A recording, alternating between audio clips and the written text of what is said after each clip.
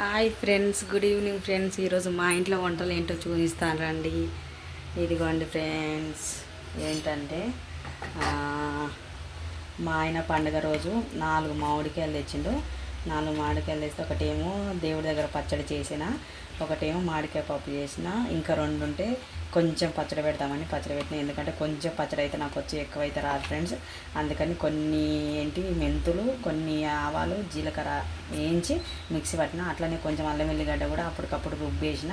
అల్లం వెల్లిగడ్డ, ఉప్పు, కారం, పసుపు, నూనె అన్నీ కలిపి సోమవారం సాయంత్రం పెట్టిన. ఈరోజు తీసి మొత్తం కలిపితే చూడండి ఫ్రెండ్స్, ఎలా నూనె అంతా పైకి తేలింది. అలాగే ఈరోజు మా ఆయన ఇంట్లోనే ఉన్నారు. ఇంట్లోనే ఉంటే ఏం చేశారంటే మా ఆయన టమాటా పప్పు చేశారు.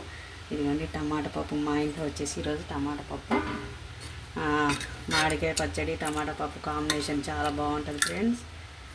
ఇప్పుడు వచ్చేసి ఈ పచ్చడి ఇలా అయితే ఇట్లా వచ్చేసింది. మొత్తం ఆయిల్ అంతా పైకి తేరుకుని చాలా బాగుంది. ఇప్పుడు టేస్ట్ చూస్తాను ఫ్రెండ్స్. వేడి అన్నంలో కొంచెం వేసుకొని నేను టేస్ట్ చూస్తాను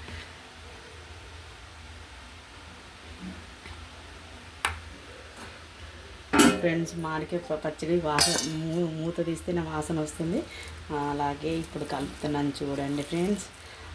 మామిడికాయ పచ్చని అమ్మని ఎవరన్నా వద్దనుకుంటారా ఫ్రెండ్స్?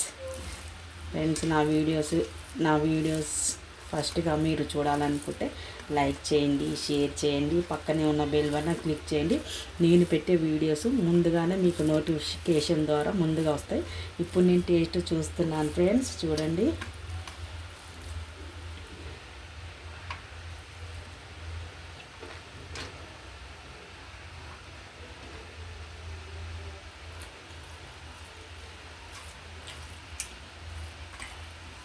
ఫ్రెండ్స్ చాలా బాగుంది ఫ్రెండ్స్. మామిడికాయ పచ్చడి పుల్లగా, కాయ పుల్లగా ఉంది, చాలా బాగుంది.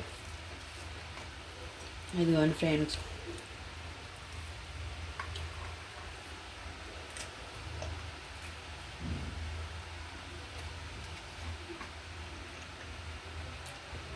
నా పచ్చడి ఎలా ఉందో కామెంట్ బాక్స్లో కామెంట్ చేయండి ఫ్రెండ్స్. Okay friends.